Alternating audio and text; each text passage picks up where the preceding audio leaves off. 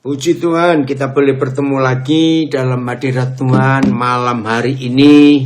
Semua yang ada di Asia, ya, untuk kita boleh belajar bersama-sama. Ya. Oke, sebentar. Ada cucu gantengnya, lampai tangan. Ya. Oke, tema kita saat ini akan mengupas, meneliti, membongkar 1 Korintus pasal yang ke-16. Saudara, Papa kita dalam menyampaikan firman-Nya itu sangat ajaib. Ajaibnya begini. Masing-masing kota ya yang pernah dikunjungi oleh Paulus dalam pelayanannya sebagai apostolik itu, ternyata di antara, kalau kita baca ya dari kitab Perjanjian Baru, begitu selesai Kisah Rasul ya dituliskan dan jadi Alkitab sampai hari ini, maka kita menemukan kitab Roma. Dari Roma berjalan terus Korintus ya, Galatia, Efesus, semua sampai kitab Ibrani. Nah, itu tulisan Paulus semua. Jadi dari kitab Roma sampai Ibrani itu tulisan Paulus. Dan jumlahnya 14 kitab. Dari 27 kitab Perjanjian Baru, maka 14 itu tulisan Paulus. Berarti Paulus menulis 51%. Dan ini sangat luar biasa. Kenapa? Sebab Paulus tidak pernah berjumpa Yesus. Ya, secara langsung. Oke, Daryl, opa senang kamu gabung. Ya, Paulus nggak pernah jumpa Yesus secara pribadi. Bahkan kita tahu sebelum dia diganti namanya jadi Paulus, yaitu seorang anggota Sanhedrin, anggota imam-imam besar, ahli Taurat yang sangat kejam terhadap kekristenan. Nah, ternyata Tuhan merubah hidupnya luar biasa. Bayangkan Petrus yang bersama-sama Tuhan Yesus sejak awal. Dia hanya menulis 2 kitab. Itu pun 1 Petrus dan 2 Petrus. Nah, ini yang luar biasa. Kenapa Paulus bisa menuliskan 14 kitab? Dan dari 14 kitab yang dia tulis dalam ilham dan kuasa urapan Roh Kudus, 90% lebih yang Paulus tuliskan di 14 kitab itu belum pernah atau tidak pernah diajarkan, disampaikan oleh Tuhan Yesus selama di dunia ini. Nah, itu pertanyaan penting. Dari mana Paulus bisa tahu, dapat rahasia-rahasia tentang karunia roh, buah roh, tentang tubuh Kristus, tentang gereja, tentang mempelai Kristus. Kalau kita baca surat-suratnya, itu yang sangat hebat. Maka kita ketemu jawabannya di Yohanes 16 ayat 13. Coba kita lihat dulu ayat ini ya, sebelum kita membongkar 1 Korintus 16. Nah, ini perbedaannya. Yohanes 16 ayat ke-13. Maafkan saya kalau saya harus mengatakan kalimat ini dengan penemuan bagaimana Paulus dipakai Tuhan luar biasa tanpa pernah berjumpa Tuhan Yesus. Dan kita tahu Tuhan Yesus gak pernah dirikan sekolah Alkitab setelah dia naik ke surga. Tuhan Yesus pun gak pernah meninggalkan buku yang bisa dibaca, gak ada. Lalu dari mana Paulus bisa mendapatkan rahasia firman? Nah, gara-gara penemuan ini, saudara, izinkan saya berkata, saya menolak istilah teologi. Karena istilah teologi itu tidak pernah berasal dari hati dan pikiran Tuhan. Teologi itu berasal dari para filosof, ya filsafat-filsafat di zaman itu, orang-orang Yunani. Maka mereka ingin melogikakan Tuhan. Sehingga ada kata teologi. Yang akhirnya teologi itu sejajar dengan biologi, psikologi, antropologi, dan logi-logi yang lain. Yang adalah ilmu yang bersumber dari logika. Tolong perhatikan. Logika siapa di dunia ini yang mampu memasukkan seluruh keberadaan Tuhan yang tak terbatas itu? Saya berkata, pecah otak orang itu. Nggak mampu. Maka itu salah. Kata teologi itu sudah salah besar. Tuhan itu tidak bisa masuk logika manusia. Maka itu dari teologi lahir perdebatan. Dan muncullah doktrin dan dogma yang membuat kacau gereja Tuhan sampai hari ini. Maaf bagi yang belum setuju nggak apa-apa. Dan jangan keluar ya. Jangan keluar dari Zoom ini. Ya, ayo kita terus belajar. Ini rahasianya. Dari siapa Paulus bisa menemukan 90% lebih yang Yesus belum ajarkan. Tetapi, Yohanes 16 ayat 13, tetapi apabila ia datang, siapa ia di sini? Yaitu roh kebenaran. Wih, ini luar biasa, yaitu roh kebenaran. Ia akan memimpin kamu ke dalam seluruh kebenaran. Saudara perhatikan, kalau Tuhan Yesus berkata ada seluruh kebenaran, berarti ada sebagian kebenaran. Jelas ya? Karena ada seluruh kebenaran. Nah, apa itu sebagian kebenaran? Dogma atau doktrin. Itu sebagian kebenaran. Maka itu doktrin gak pernah lengkap. Karena itu dari logika manusia. Catat itu baik-baik. Dari mana kita tahu Paulus hebat? Lihat kalimat berikut. Sebab. Perhatikan, sebab roh kebenaran itu tidak akan berkata-kata dari dirinya sendiri. Teologi itu berasal dari logika si penemu doktrin. Tapi kalau Roh Kudus tidak berkata dari dirinya sendiri. Lihat, lalu dari mana? Tetapi segala sesuatu, berarti lengkap, segala firman, seluruh kebenaran tadi. Tetapi segala sesuatu yang didengarnya, dengar dari siapa? Dari Bapa. Sang kebenaran itu, itulah yang akan dikatakannya. Dan ia, roh kebenaran itu, akan memberitakan kepadamu hal-hal yang akan datang. Bukan peramal ya, bedakan ini.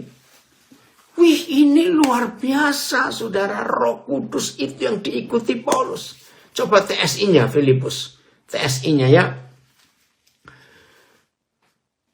Namun, ketika roh kebenaran itu datang, dialah yang akan menuntun kalian supaya mengerti segala ajaran yang benar. Karena ia tidak akan berbicara dari dirinya sendiri. Tapi kalau doktrin, teologi, itu berasal dari diri si penemu. Ini berbahaya sekali. Maka itu terjadi benturan. Dengar ya saudara. Sampai hari ini kita tidak akan menemukan doktrin gereja apa saja yang tidak berasal dari Alkitab.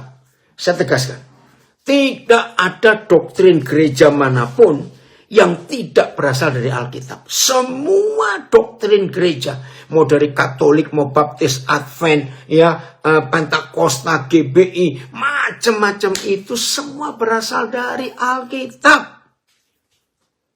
Tapi aneh, mengapa sumbernya satu, yaitu Alkitab? Kok bisa ujungnya pecah-pecah sampai kacau seperti hari-hari ini? Berarti itulah hasil buah pikir. Tahu kata buah pikir? Buah pikir itu logika. Maka itu nggak pernah bersatu logika itu. Maaf ya saudara. Berani memaksa orang Katolik untuk masuk gereja Pentakosta, bisa perang itu. Berani paksa orang reform yang merasa paling hebat itu pindah ke Katolik, perang juga. Orang Advent gak akan mau pindah ke Baptis. Orang Baptis gak akan mau masuk ke Protestan. Ribut mereka. Tapi ini firman-Nya. Roh kebenaran itu akan menuntun gereja kepada segala kebenaran. Seluruh kebenaran. Ini hebat sekali. Maka itu ayo kita perhatikan. Guru hebat kita yaitu Roh Kudus. Yohanes 17 ayat 3. Ini satu-satunya definisi tentang hidup yang kekal. Yang selama ini konsep hidup kekal, itu kita lihat dalam konsep doktrin. Jadi nggak ketemu. Tapi kalau kita lihat Alkitab, inilah hidup yang kekal itu. Jelas loh, ini Tuhan Yesus yang berkata. Apa itu hidup yang kekal? Ternyata hidup yang kekal tidak bicara soal waktu. Kekal selama-lamanya, jutaan tahun nggak habis-habis. Tidak. Ternyata hidup yang kekal itu, yaitu bahwa saudara dan saya mengenal Bapa di surga. Satu-satunya Tuhan yang benar. Dan mengenal Yesus Kristus yang telah kau utus. Jadi ini hidup yang kekal itu. Mengenal satu-satunya Tuhan yang benar. Dan mengenal satu-satunya juru selamat. Bapa, Yahweh, dan Yesus Kristus. Tapi doktrin itu seperti pasal. Tahu permainan pasal? Apa ya bahasa Indonesia? Pasal itu agak susah ya bahasa Indonesia. Kepingan-kepingan lukisan besar itu. Nah, doktrin itu cuma satu bagian dari ribuan kepingan pasal itu. Maka itu kalau orang itu hanya percaya satu doktrin, jadi sempit cara berpikirnya. Dan sempit melihat Tuhan yang utuh. Nggak bisa lengkap. Cuma melihat satu keping yang dia temukan dari pendiri doktrin itu. Maka itu nggak pernah lengkap. Karena nggak bisa mengenal Tuhan yang benar. Satu-satunya. Itulah Bapa di surga. Dan tidak bisa mengenal Yesus Kristus. Satu-satunya juru selamat. Maka terjadi perpecahan. Nah, tapi Roh Kudus luar biasa. Ayat 8. Yohanes 17 ayat 8. Lihat ini saudara. Ini luar biasa. Lego, bukan Lego. Ya, kalau Lego itu, maaf. Kalau Lego itu kepingan balok-balok itu. Tapi ini pasal ya. Oke, ayat 8. Lihat, Yohanes 17 ayat 8. Sebab segala firman yang engkau sampaikan kepadaku. Kembali ada kata segala firman. Berarti ada sebagian firman. Nah, sebagian firman itulah doktrin. Sebab segala firman yang telah engkau sampaikan kepadaku. Telah aku sampaikan kepada mereka. Kepada dunia ini. Kepada murid-muridnya. Kepada kita. Dan dunia ini telah menerima segala firman itu. Akhirnya apa? Mereka tahu benar-benar. Sayang waktu saya nggak bisa bahas kalimat pendek ini. Ternyata antara benar-benar tahu dan tahu benar-benar itu beda. Keren ya? Setelah dunia menerima segala firman yang Yesus sampaikan. Dan Tuhan Yesus dapat segala firman itu dari Bapa, Sang Firman itu. Maka dunia tahu benar-benar. Tahu tentang apa? Tahu bahwa Yesus itu datang dari Bapa. Dan akhirnya dunia percaya bahwa Yesus itu diutus oleh Bapa. Izinkan saya memecah ayat ini jadi kepingan kecil begini. Ketika hamba Tuhan penginjil datang ke satu tempat dan membawa doktrin, maka yang disampaikan itu bukan segala firman, tapi sebagian firman. Apa hasilnya para hamba Tuhan pengkhotbah penginjil itu kalau menyampaikan sebagian firman? Hasilnya adalah orang yang menerima sebagian firman itu terkotak dalam satu doktrin. Maka itu saudara dengar kalimat ini. Setiap kali kita menceritakan tentang Tuhan Yesus dan tentang Injil yang hebat itu. Lalu orang itu mengambil keputusan percaya. Tiba-tiba pertanyaannya, kalau begitu saya gabung gereja mana? Wow, itu pernyataan yang menyakitkan hati Tuhan Yesus. Karena gereja dipecah-pecah dengan doktrin. Aduh, menyedihkan sekali. Ya Gus, Papa senang kamu bisa ikut gabung ini. Jadi seharusnya begitu ada orang percaya Yesus, nggak perlu tanya masuk gereja mana. Kalau segala firman itu kita sampaikan dengan utuh, lengkap, tanpa doktrin. Saya harap tidak ada yang membantah lagi. Begitu jahatnya dan sadisnya doktrin gereja yang sumbernya dari Alkitab, tapi terkotak-kotak. Ya, Yana, jigsaw puzzle yang kau tanya bahasa Indonesianya apa? Itu belum ketemu ya. Ya, oh bahasa Inggris, terus manusia memperkusut. Oh, memperkusut. Oke lah, oh mengecilkan kali ya. Nah itu terjemahannya nggak enak, memperkusut. Oke, lanjut. Karena yang disampaikan itu bukan segala firman, tapi doktrin. Maka yang mendengar sebagian firman itu nggak percaya ada Papa yang satu dan ada juru selamat yang satu. Mengapa ketika Injil itu disampaikan dengan doktrin masing-masing gereja, akhirnya terpisah-pisah. Sehingga orang yang percaya Yesus baru percaya Yesus itu bingung. Mau ikut gereja yang mana, doktrin yang mana. Karena yang disampaikan bukan segala firman. Dan yang mereka dan yang mendengar kita, kalau kita menyampaikan doktrin, pasti langsung terkotak. Oh, kalau gitu aku milih Pantekosta saja. Aku milih Katolik saja. Aku milih doktrin baptis saja. Nah, tapi kalau segala firman yang kita sampaikan, maka mereka tahu benar-benar hanya ada satu Bapa dan satu Tuhan. Selesai. Saya harap mengerti ya. Dan ini hebatnya Paulus. Yohanes 14 ayat 26. Wah, kita akan menemukan ini. Maaf, saya minum dulu. Lihat itu. Yohanes 14 ayat 26. Ya, kita akan melihat fakta ini yang luar biasa. Kembali ada kata ini. Tetapi penghibur, yaitu Roh Kudus, yang akan diutus oleh Bapa dalam namaku. Apa pekerjaan Roh Kudus? Dialah yang akan mengajarkan segala sesuatu kepadamu. Dan akan mengingatkan kamu akan semua yang telah aku katakan kepadamu. Jadi saudara, Tuhan itu mempercayai Roh Kudus. Ya, Tuhan itu mempercayai Roh Kudus untuk mengajar tentang segala sesuatu. Nah, maaf ya, yang masih bingung dengan doktrin.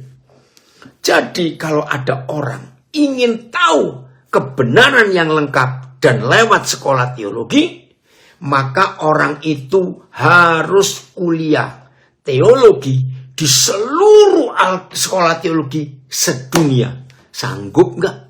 Kenapa saya berani berkata ini? Karena masing-masing sekolah teologi itu minimal pegang satu doktrin. Ada yang 2 sampai 3. Tapi saya belum ketemu ada satu sekolah teologi yang memegang 4 doktrin. Nggak mungkin. Minimal 1, maksimal 3. Baru bisa tahu lengkap. Nah, siapa yang sanggup untuk kuliah teologi di seluruh dunia? Bersyukur ada Yohanes 14 ayat 26. Roh Kudus itu dosen yang hebat, saudara. Yang mampu mengajar kita tentang segala sesuatu. Ternyata nggak cuma tentang seluruh kebenaran, karena termasuk segala sesuatu itu adalah semua. Matematika, fisika, kimia, biologi, ya, antropologi. Roh Kudus ngerti bumbu dapur, ngerti mode, ngerti aerodinamika, ngerti semua. Karena termasuk segala sesuatu. Dan bersyukurnya kuliah di kampusnya Roh Kudus itu gratis. Haleluya. Nggak perlu masuk kampus. Karena tiap hari 24 jam dia siap ngajar. 7 hari seminggu. Hebat. Nah, ini yang dialami oleh Paulus. Satu lagi. Sebelum kita masuk ke 1 Korintus 16. Yohanes 16. Ya, nggak perlu. Ada yang tanya. Apakah masih perlu sekolah teologi? Nggak perlu. Karena mencetak doktrin. Ngeri, saudara. Oke ya, sudah nggak usah ngomong sekolah teologi. Belajar bersama Roh Kudus. Ya, kita lihat Yohanes pasal 12. Maaf, Yohanes pasal 16 ayat 12. Maaf, Yohanes 16 ayat 12. Suatu hari Tuhan Yesus punya masalah. Masalahnya fatal, saudara. Ini jam-jam terakhir Tuhan Yesus berjumpa murid-muridnya sebelum dia ditangkap di Getsemani, diadili dengan tidak adil, disiksa, dan besoknya dia dibunuh. Nah, ini jam-jam terakhir. Saya nggak tahu, 3 jam, 4 jam, saya nggak tahu. Dia berkata begini, Yohanes 16 ayat 12. Masih banyak hal yang harus kukatakan kepadamu, tetapi sekarang kamu belum dapat menanggungnya. Ayat masih banyak hal yang ingin aku katakan kepadamu, tetapi kamu tidak dapat menanggungnya sekarang. PIS-nya, masih banyak hal yang ingin, masih banyak hal, banyak lagi yang mau kukatakan kepadamu, namun sekarang ini kalian belum sanggup menerimanya. TSI-nya, masih banyak hal yang ingin aku sampaikan kepada kalian, tetapi kalian tidak sanggup menerimanya sekarang ini. Saudara, Yohanes 16 di ayat ini sudah malam. Ya, sudah malam. Sudah selesai makan malam yang terakhir. Perjamuan makan malam, Last Supper. Dan besok Tuhan Yesus harus disalibkan. Tapi masih banyak pelajaran yang dia belum sampaikan semua.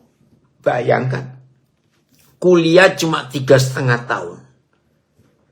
Berarti itu baru 7 semester. Tapi tugasnya ke seluruh dunia yang gak selesai. Betul gak, saudara? Ya tidak selesai. Maka itu Tuhan berkata, masih banyak hal yang aku harus ajarkan kepadamu. Tetapi karena waktu, gak mungkin. Ya, keren ya nak, ini anak saya dari Bandung. Ya, Han, papa senang sekali kamu mengikuti ini. Maka tuh hati-hati dengan teologi. Hati-hati, saudara. Tuhan gak suka kata teologi itu. Ya, karena apa? Itu mengecilkan firman. Yang harusnya segala-galanya, segala firman. Tapi jadi cellphone. Nah, maka itu hati-hati. Oke, kembali ke Yohanes 16 ayat 12 ini. Ternyata Tuhan Yesus kekurangan waktu. Kalau saya pakai istilah manusia, kalau aku sekarang mampu ngajar kamu sampai subuh, tapi masalahnya mereka nggak siap dengar. Mana sempat kita dengar sampai subuh? Ya Merta, pasti nanti tahun depan kalau dia balik ke Belgia, ke Lanakan. Terus gimana dong? Nah, setelah ayat 12 Yohanes 16, jawabannya di ayat 13 tadi. Ya, coba Filipus tuliskan satu terjemahan saja supaya bacanya itu enak. Coba ya, Yohanes 16. Nah, satu terjemahan aja supaya kita terjemahan baru supaya kita bisa ngelihatnya enak. Ya, cepat-cepatan, ayo. Ya, masih banyak hal yang harus kukatakan kepadamu, tetapi sekarang kamu belum dapat menanggungnya. Tetapi, nah ini jawabannya. Apabila Roh Kudus itu datang, jadi sepeninggal Tuhan Yesus yang kekurangan waktu untuk mengajar. Puji Tuhan ada Roh Kudus. Woi, orang hebat dari Amerika, Martin Surnadi. Senang nak, Papa senang kamu ikut belajar. Ya. Tetapi apabila Roh Kudus, Tuhan semangat kamu nak, rajin dengar firman. Itu tugasnya. Jadi masalah yang dihadapi Tuhan Yesus selesai karena ada Roh Kudus. Nah, setelah kita baca sekian ayat yang pertama ini, maka kita ketemu jawabannya. Dari mana Paulus bisa menemukan 90% lebih rahasia firman yang Tuhan Yesus belum sampaikan dan dia tulis menjadi 14 kitab di Perjanjian Baru? Jawabannya karena Roh Kudus yang ditaati oleh Paulus. Haleluya. Maka itu saudara, kalau kita mau hidup dipimpin, diajar, dikuasai, ditaklukkan oleh Roh Kudus, hidup ini luar biasa. Oh, ada satu ayat lagi tentang Paulus ini hebat. Kisah Rasul 20 ayat 22. Cepat. Kisah Rasul 20 ayat 22. Ini loh hebatnya Paulus, saudara, mau ditaklukkan oleh Roh Kudus. Haleluya. 20 ayat 22. Ya. Oi, Ramon Mangi, senang sekali Papa kamu ikut belajar. Amin ya. Amin.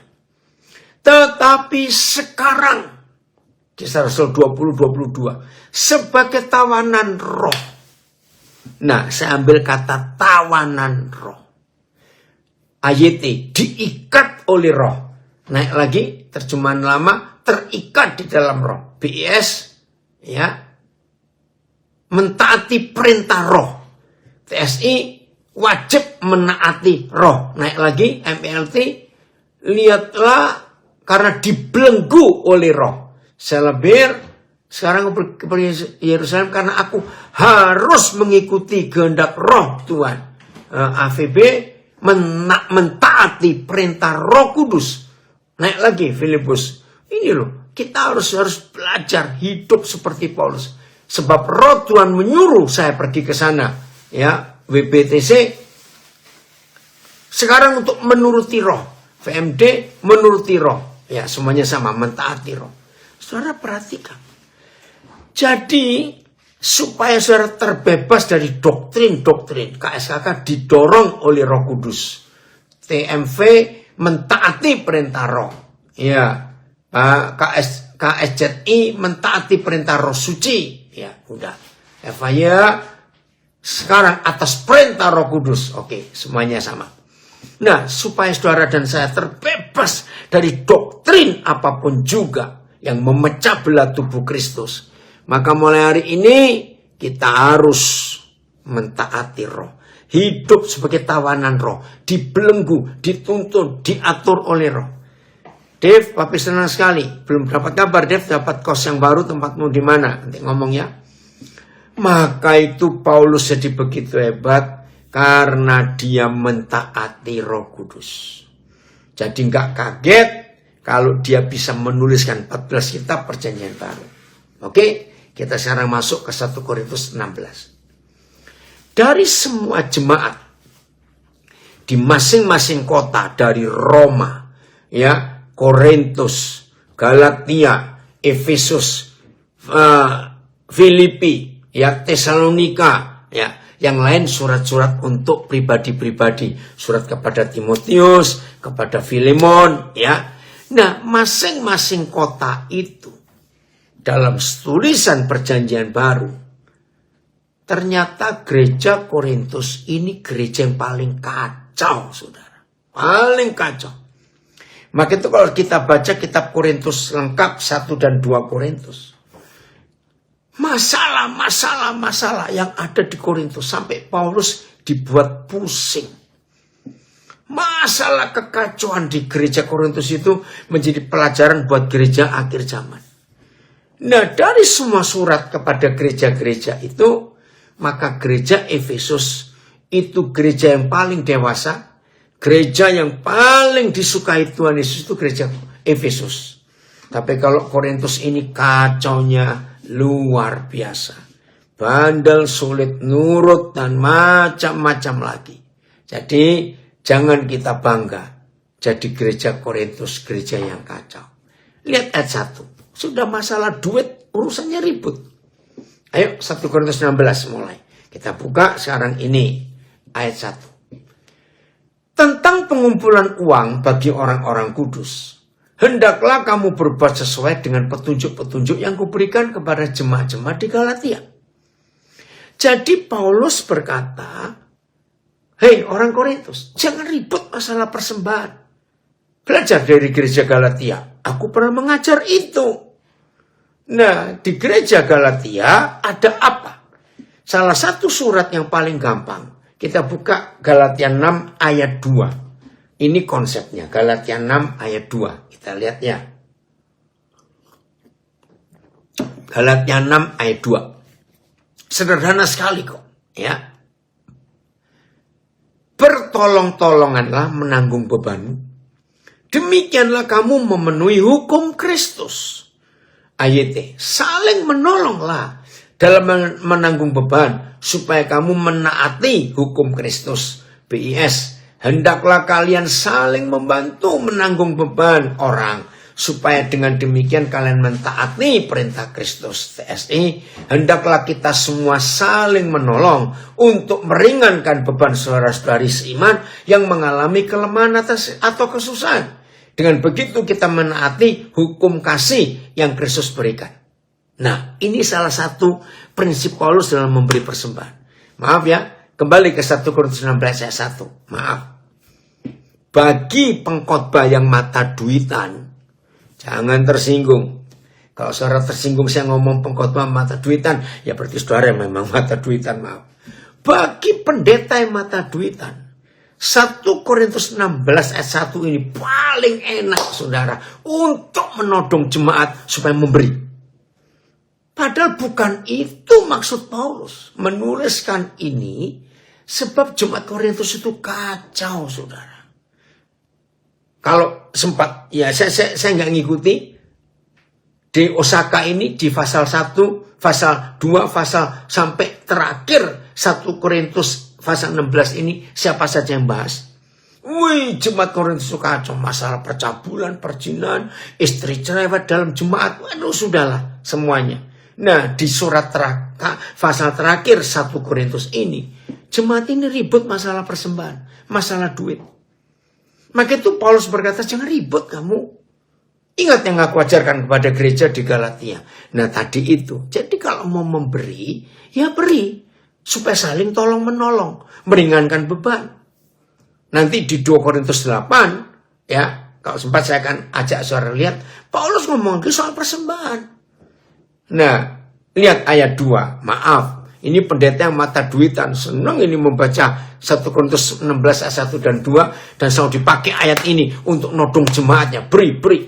Pada hari pertama, dari tiap-tiap minggu, hendaklah kamu masing-masing sesuai dengan apa yang kamu peroleh menyisihkan sesuatu dan menyimpannya di rumah supaya jangan pengumpulan itu baru diadakan kalau aku datang. Jadi ribut mereka. Rupanya ada kesombongan ingin pamer. Jadi ketika Paulus ini mengunjungi gereja Korintus, masing-masing ingin menunjukkan ya berapa persembahan mereka supaya mereka dapat pujian. Izinkan saya menceritakan ini. Saudara, sampai hari ini nggak sedikit gereja di hari Minggu ibadah persembahannya itu nggak di dalam kantong.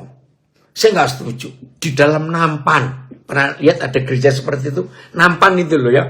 Atau piring besar. Saudara, saya bilang, aduh ini pendetanya kok mata duitan. Ngerti nggak filosofinya? Kalau gereja saudara, Amang si ringo-ringo, apa kabar ini Mas Din? Sudah lama apa nggak dengar kamu nak? Gereja yang memberikan, yang cara persembahannya di piring yang besar, saudara tahu filosofinya supaya jemaat ngasihnya yang kelihatan besar. Halo? Kalau di gereja itu tempat persembahannya piring yang besar, maka jemaat yang memberi 1.000 rupiah, 2.000 rupiah malu dong. Betul enggak? Nah, itu filosofi yang enggak baik. Ngapain? Juga kalau pakai kantong, lihat itu. Maaf ya, jangan tersinggung ya. Karena saya pernah jadi gembala, jadi saya tahu. Kalau pakai kantong persembahan, maka kalau persembahannya uang kecil, maafkan saya, itu diremet-remet saudara. Sampai kelihatan, enggak kelihatan waktu masukkan. Tapi kalau yang memberi uang warna merah, yang 100 ribuan, nggak dilipet-lipet, sengaja dikewer-kewer begitu, supaya orang lihat, maaf. Nah, jadi maksud Tuhan lewat Paulus menuliskan ayat 1 dan 2 di 1 Korintus 16 ini bukan tentang uangnya. Woi Max, Papa senang sekali kamu ikut belajar firman. Mujizat terjadi untuk lukamu itu nak, mujizat terjadi. Jadi yang Tuhan tuh minta itu motivasi memberi itu untuk apa? Bahkan Paulus menjelaskan seperti yang aku tuliskan kepada gereja di Galatia. Dan kita sudah membaca Galatia 6 ayat 2. Bahwa kalau kita memberi, itu untuk menolong. Bukan untuk pamer. Jadi kalau saudara nggak memberi juga nggak apa-apa. Tuhan nggak butuh uang kita kok. Tuhan lihat hati kita. Maka itu hamba-hamba Tuhan jangan menyalahgunakan 2 ayat pertama di 1 Korintus 16 ini untuk menodong jemaat memberi di hari yang pertama, di minggu itu. Jangan. Udahlah. Yang memberi silakan beri. Saya cuma cerita ya. Ketika Pak Jeffrey Rahmat memulai membuat gereja GPCC yang terkenal sampai hari ini, dia diskusi dengan saya. Nah, salah satu yang saya pesan kepada Pak Jeffrey Rahmat dan Pak Yose Karol waktu itu, gereja kalian nanti tidak boleh ada kantong persembahan. Maka itu gereja pertama di Indonesia yang tidak pakai kantong kolektor itu gereja Jakarta Praise Community Church. Itu luar biasa. Siapa ya Luki Ong ini? Salam juga nak, Bapak lupa. Jadi gereja ini langsung masukkan kotak. Siapa memberi saya akan masuk kotak. Nah, salah satu bendara mereka saya kenal baik karena sudah 3 kali pernah kena birik. Itu Bapak kok jadi lupa. Herjawan, Joni Herjawan. Nah, Joni Herjawan ini orang BCA. Dan ternyata dalam sejarah BCA, Joni Herjawan ini yang menemukan gesek itu saudara, alat itu ya. Maka itu setelah sekian waktu berjalan, gereja GPCC ini menjadi gereja pertama. Setelah nggak pakai kantong, pakai kotak, lalu pakai mesin itu untuk gesek. Jemaatnya memberi langsung digesek saja. Ini gereja ini unik luar biasa. Nah, ternyata gereja yang nggak pernah ditodong oleh gembalanya, oleh majelisnya, pakai kantong, pakai piring, itu jauh lebih, jemaatnya lebih memberi lebih banyak loh saudara. Maka itu ayo kita perhatikan itu baik-baik ya. Maka kita melihat betapa hebatnya Tuhan. Ya, nggak pernah menodong kita dalam hal duit, tapi rela. Ayat 3, Filipus, ayat 3, 1 Korintus 6, 16, ayat 3. Sesudah aku tiba, aku akan mengutus orang-orang yang kamu anggap layak dengan surat ke Yerusalem untuk menyampaikan pemberian. Jadi waktu itu jemaat di Yerusalem ada masalah keuangan. Mereka kesulitan. Cuma nggak disebut apa kesulitannya. Lalu Paulus bilang kepada, di Bandung nah Bapak lupa ya. Maka Paulus bilang kepada gereja Korintus, ayo kumpulkan uang. Lalu kita utus orang yang kita percaya untuk bawa persembahan itu ke Yerusalem. Saudara, luar biasa Tuhan kita ini ya. Nah, jauh loh saudara dari Korintus ke Yerusalem itu. Lihat, Korintus itu ada di Yunani. Ya, ini ada di Israel. Jauh sekali. Maka itu diutus ya. Terus ayat 4. Kalau ternyata penting, aku juga pergi. Maka mereka akan pergi bersama-sama dengan aku. Jadi Paulus mempertimbangkan. Kalau itu memang penting, ya udah aku juga ikut berangkat membawa persembahan itu. Luar biasa. Maaf, saya harus mengatakan kepada hamba-hamba Tuhan, maaf, yang hobinya, yang konsep pikirannya agamawi, bahwa hamba Tuhan pun itu wajib diberi. Hari ini belajar dari Paulus. Malah Paulus yang ngantar persembahan itu. Maafkan saya. Kalau zaman sekarang, rata-rata, enggak semua ya, enggak semua, jangan tersinggung. Kalau ada hamba Tuhan, dititipin uang persembahan untuk dikirim ke jemaat di kota lain. Ini Pak, saya istilahkan di luar negeri loh. Korintus itu Yunani, Yerusalem itu Israel. Kan luar negeri jauh.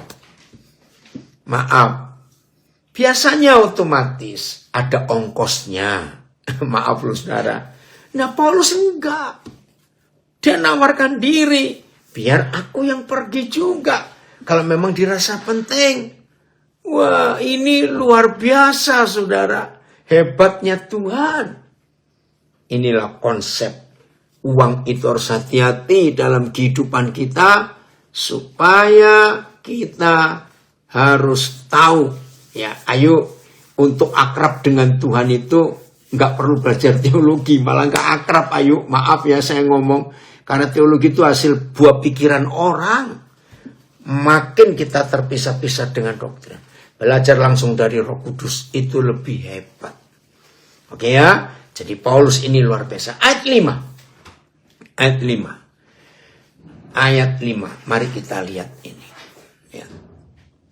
Aku akan datang kepadamu sesudah aku melintasi Makedonia. Makedonia itu perbatasan antara Eropa dan Asia. Sebab aku akan melintasi Makedonia. Dan di Korintus mungkin aku akan tinggal beberapa lamanya dengan kamu. Atau mungkin aku akan tinggal selama musim dingin. Sehingga kamu dapat menolong aku untuk melanjutkan perjalananku. Luar biasa Paulus. Ya, kalau musim dingin di daerah Eropa, saudara, apalagi kalau winternya, ganas sekali. Sulit melakukan perjalanan. Jadi Paulus mau tinggal lebih lama di Korintus, ya, sehingga jemaat Korintus bisa membantu menolong dia apa yang diperlukan untuk perjalanan. Terus, tapi ini alasan yang luar biasa. Sebab ayat 7-nya, sebab sekarang aku tidak mau melihat kamu hanya sepintas selalu saja, sekedar lewat, nggak mau. Aku harap dapat tinggal agak lama dengan kamu jika diperkenankan Yahweh. Jadi Paulus ingin punya waktu lebih lama dengan jemaat Korintus. Karena apa? Karena dia ingin lebih kenal lagi orang Korintus itu. Irina, maaf udah lupa ini siapa. Ya. Jadi ada fellowship, ada persekutuan yang akrab antara Paulus dengan jemaat Korintus. Dan ini sungguh luar biasa. Ya, jelas ya, Chris, senang sekali Bapak kamu hadir. Ayat 8, nah ada masalah. Tetapi, aku akan tinggal di Efesus sampai hari raya Pentakosta. Nah, saudara, Efesus itu di Turki. Dekat dengan Makedonia, enggak jauh dengan Makedonia Efesus itu ya. Sebab di Efesus, kata Paulus, banyak kesempatan bagiku untuk mengerjakan pekerjaan yang besar dan penting. Sekalipun ada banyak penentang.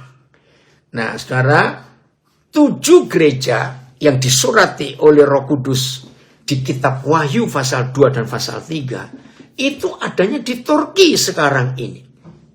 Nah, dari 7 gereja itu, Efesus ini kota yang paling metropolitan, kota yang paling ramai, kota yang paling banyak perdagangan.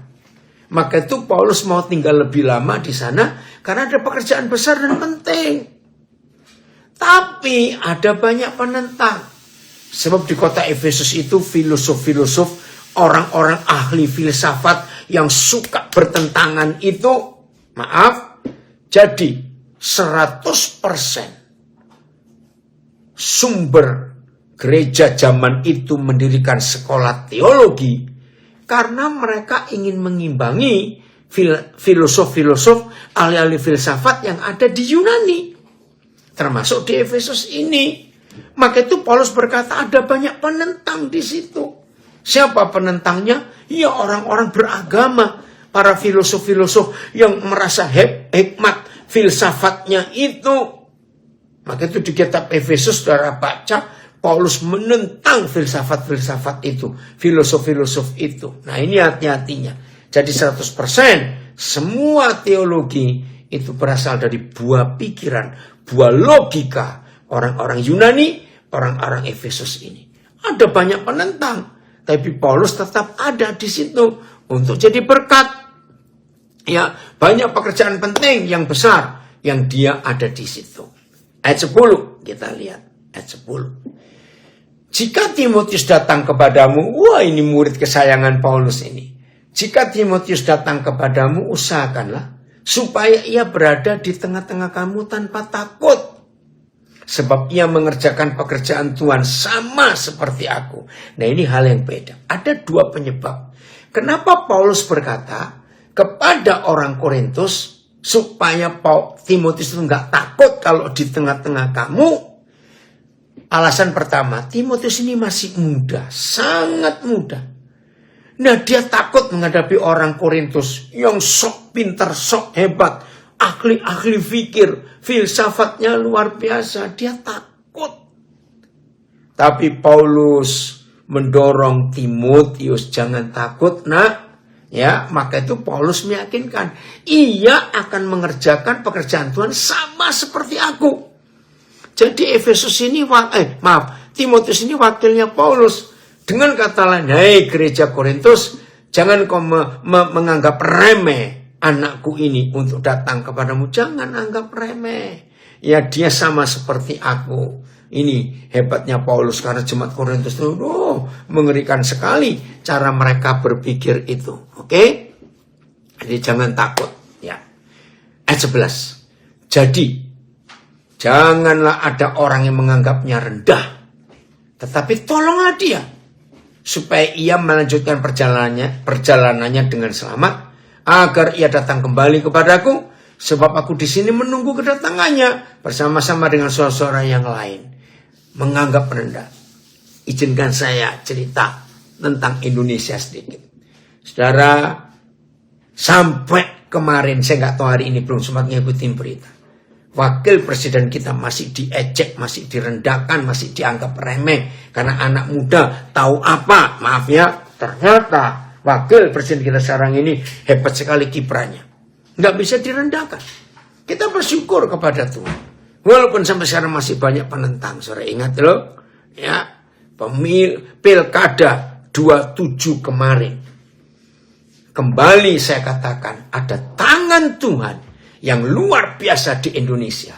Supaya nggak ada yang lebih sombong. Nggak ada yang lebih hebat daripada Tuhan. Tuhan sayang Indonesia luar biasa. Bersyukur untuk itu.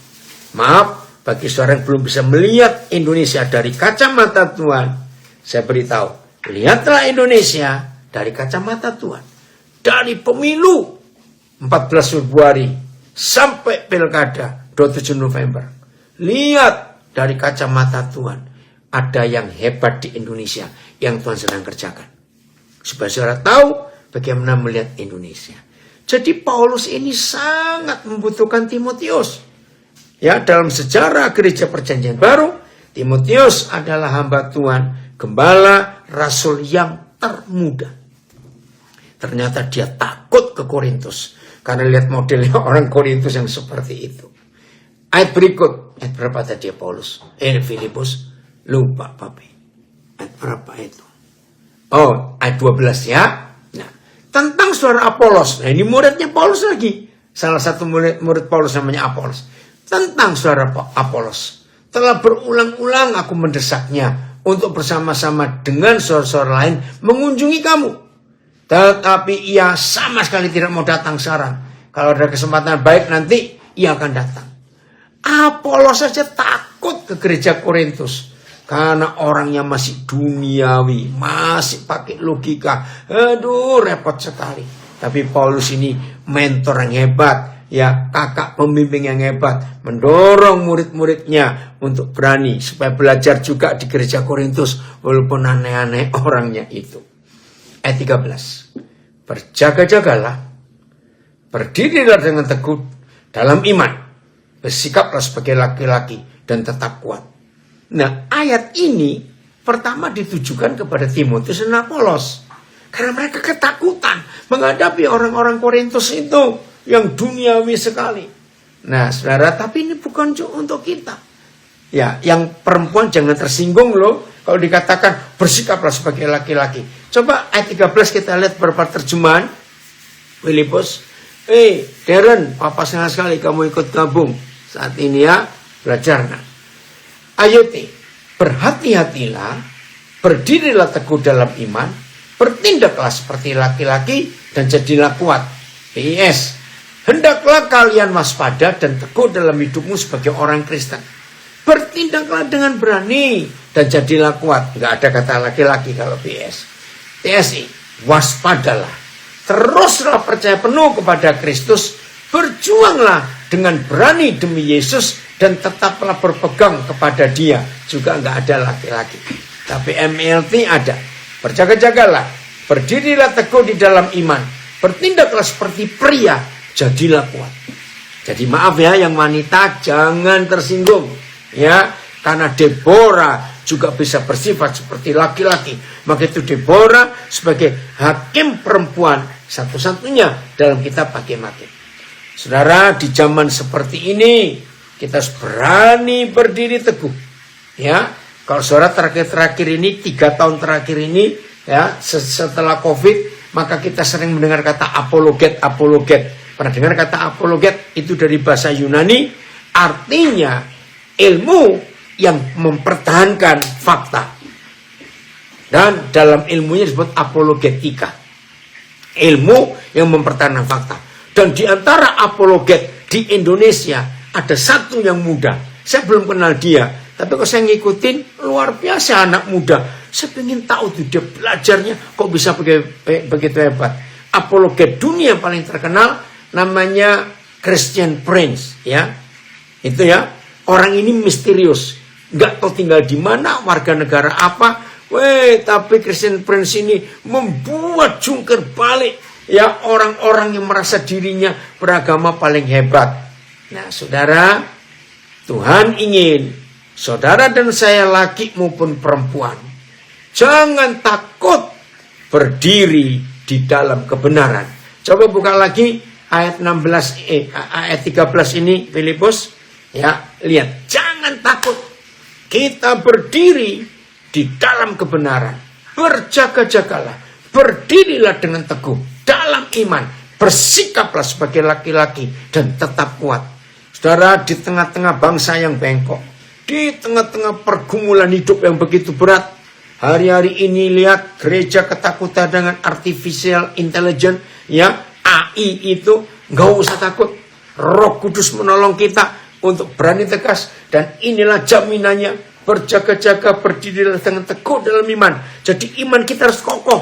Iman yang kokoh bukan dari filsafat, bukan dari teologi, bukan dari doktrin. Iman yang kokoh itu karena segala kebenaran. Catat itu yang kita sudah bahas di awal tadi. Kalau saudara dan saya berdiri di dalam segala kebenaran, segala yang disampaikan Bapak, maka kita nggak akan goyah. Tapi kalau saudara berdiri di dalam doktrin, saudara kokoh dalam doktrin, nggak akan kuat. Karena doktrin bisa disanggah oleh doktrin yang lain. Tapi kalau kebenaran nggak bisa disanggah oleh apapun juga. Itu bedanya kebenaran dan doktrin. Doktrin mengalami perubahan-perubahan. Kalau kebenaran nggak akan mengalami perubahan. Luar biasa. Maka itu jangan takut. Ayat 14. Lakukanlah segala pekerjaanmu dalam kasih. Maaf saudara. Di dalam doktrin tidak ada kasih. Jangan tersinggung dulu. Kenapa saya berani berkata di dalam doktrin gak ada kasih? Karena di dalam doktrin itu ada perdebatan dan pembelaan. Doktrinku paling benar, kamu yang salah. Maka itu kalau kamu gak ikut doktrinku, aku gak bisa sehati dengan kamu. Mana kasihnya? Kalau mengkotak-kotakkan, betul ya, gak ada kasih. Tapi lakukanlah segala pekerjaan kita dalam kasih. Dan kasih itu cuma satu, Bapa di surga. Dan diwujudkan dalam seluruh kebenaran. Itulah Alkitab. Hebat sekali. Karena di dalam kasih bisa menerima semua orang. Bisa menerima semua orang. Bersyukur kepada Tuhan sebagai hamba Tuhan. Kalau saya diundang gereja apapun, mereka nggak tanya Bapak dari gereja mana, doktrinnya apa. Mereka nggak tanya. Saya bersyukur. Sebab waktu yang membuktikan Tuhan menolong saya, Roh Kudus mengurapi saya, sehingga apa yang Tuhan lakukan lewat saya, orang tahu bahwa saya tidak berasal dari satu teologi manapun, dan saya tidak berasal dari satu doktrin manapun. Maka itu semua orang bisa mengundang saya, karena mereka tahu saya nggak bawa satu pengajaran. tapi saya bawa Injil yang lengkap. Injil yang utuh. Terima kasih Papa untuk konsep itu. Coba lihat Roma 15. 19 sampai 21. Maaf. Roma 15, 19 sampai 21. Kita lihat ayat ini. Roma 15, 19 sampai 21. Sudah bagian terakhir.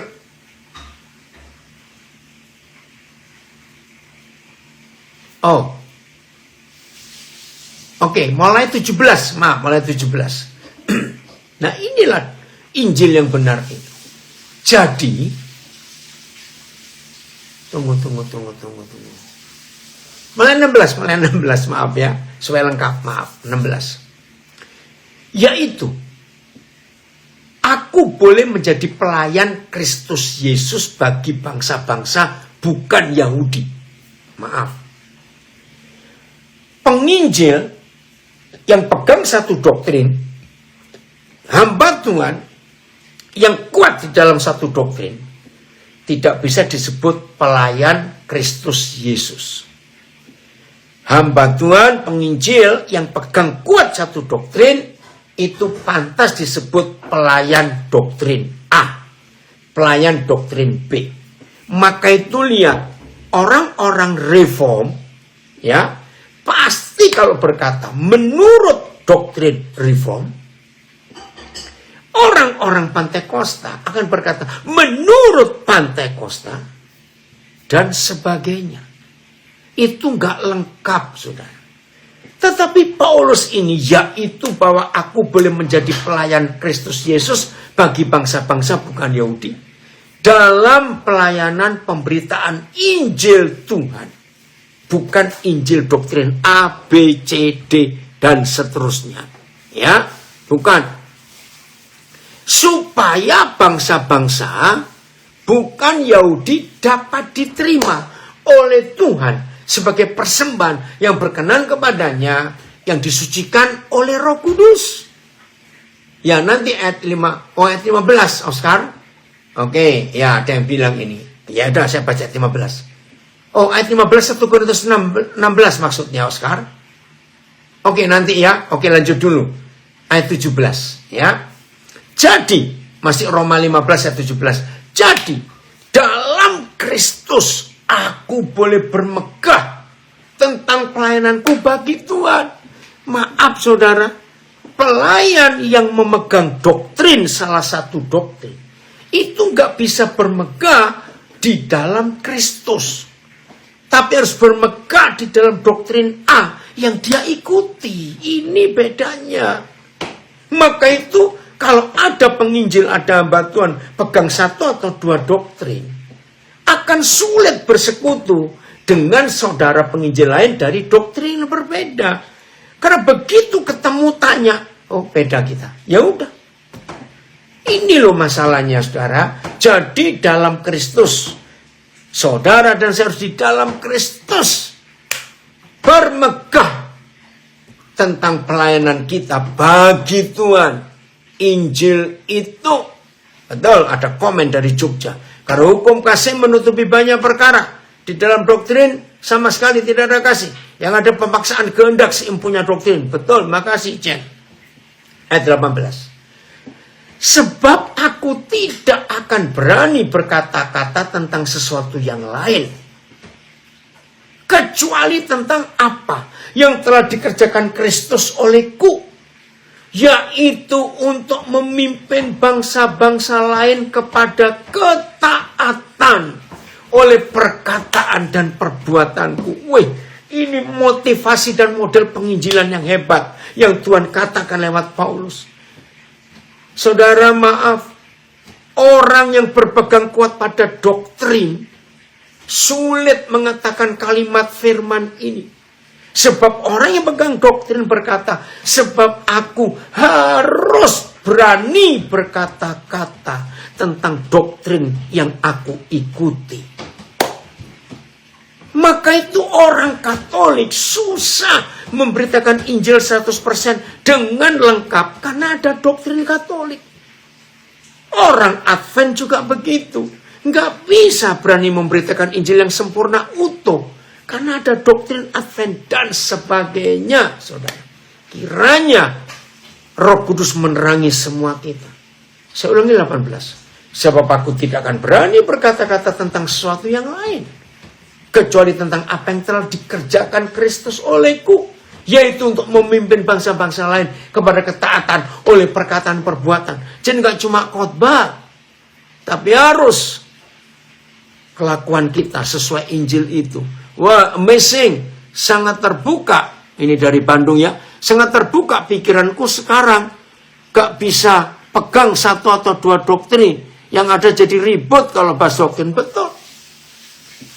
Pegang Injil yang utuh. Pegang Injil yang lengkap. Aduh, opa lupa ini nak. Siapa ini? Ever Cyril. Oke, maaf. Oleh apa? Lihat ayat 19. Oleh kuasa, tanda-tanda, dan mujizat-mujizat yang dikerjakan oleh Roh. Begitu dahsyatnya keyakinan Paulus ini. Demikianlah dalam perjalanan keliling dari Yerusalem sampai ke Illyricum, aku telah memberitakan sepenuhnya Injil Kristus. Jadi kalau ada kata sepenuhnya Injil Kristus, berarti ada Injil yang tidak penuh. Apa Injil yang tidak penuh? Doktrin. Dipotong-potong jadi bagian kecil pasal tadi. Cuma sekeping-sekeping. Nggak lengkap. Coba lihat terjemahan lain. Yang ayat 19 ini ya. Baru selesai nanti ayat 21-nya. Melalui kuasa tanda-tanda ajaib dan mujizat-mujizat. Melalui kuasa Roh Tuhan. Sehingga dari kota Yerusalem dan sampai ke seluruh Illyricum, aku sudah memenuhi pelayanan Injil Kristus. Langsung BIS, Pak ya, BIS. Yang disertai keajaiban-keajaiban dan hal-hal luar biasa. Semuanya itu oleh kuasa Roh Tuhan. Kabar baik tentang Kristus sudah saya beritakan seluruhnya kepada orang-orang mulai dari Yerusalem sampai Illyricum. Ya, TSI. Mereka menjadi taat kepada Tuhan karena Roh Kudus menunjukkan kuasanya melalui saya. Sehingga terjadi banyak keajaiban. Dan saya sudah menceritakan kabar baik tentang Kristus dengan lengkap. Mulai dari kota Yerusalem sampai ke daerah Illyricum. Injil yang utuh. Injil yang lengkap. Injil yang sepenuhnya. Jangan dipotong-potong. Hebat sekali. Terus ayat berapa ini? Masih Roma 15. Kembali ke satu terjemahan aja. Ayat 20 ya. Dan 21. Ya. Tunggu. Ya. Dan dalam pemberitaan itu, aku menganggap sebagai kehormatanku bahwa aku tidak melakukannya di tempat-tempat di mana nama Kristus telah dikenal orang. Supaya aku jangan membangun di atas dasar yang telah diletakkan orang lain. Saudara, ayat ini saya dapat kira-kira tahun 74 atau 75. Dan saya pegang sampai hari ini. Maka itu saya tidak pernah buka gereja yang di tempat itu sudah ada gereja yang berdiri. Entah alirannya apa, saya nggak pusing. Karena apa? Hamba Tuhan yang terhormat, penginjil yang terhormat, adalah hamba Tuhan dan penginjil yang tidak membangun di tempat yang sudah diberitakan nama Kristus. Kalau saudara baca ayat ini, di zaman ini banyak penginjil dan hamba Tuhan yang tidak terhormat karena hobinya buka gereja organisasi. Maka itu 52 tahun saya jadi hamba Tuhan dan sampai kapanpun juga saya tidak akan pernah buka gereja yang denominasi. Kalau di tempat itu sudah ada. Saya di Kalimantan, saya di Eropa, ya buka gereja karena nggak ada gereja di situ. Maka itu hamba-hamba Tuhan, pendeta-pendeta hobinya buka cabang di mana-mana. Kenapa kamu nggak pernah buka cabang di Aceh? Atau cari daerah-daerah sulit sana? Maaf, bertobat. Jadi kalau saudara ingin dihormati oleh Tuhan dan oleh manusia, lakukan penginjilan yang benar. Ayat 21. Tetapi sesuai dengan ayat yang ada tertulis, Mereka yang belum pernah menerima berita tentang dia akan melihat dia. Dan mereka yang tidak pernah mendengarnya akan mengertinya. Ini loh penginjilan yang benar itu. Luar biasa. Tuhan kita, kalau kita mau menjadi berkat buat banyak orang. Oke, kembali ke 1 Korintus 16. Ya, tadi Pak Oscar ngingetin, saya lupa belum uraikan ayat 15-nya. Coba kita lihat ayat 15-nya.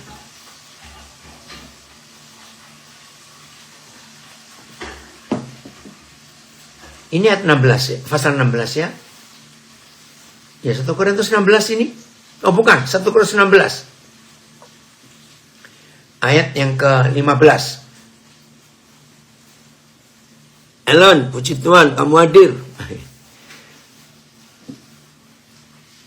Aku akan datang kepadamu sesudah aku melintasi Makedonia, sebab aku akan melintasi Makedonia. Oh sudah tadi.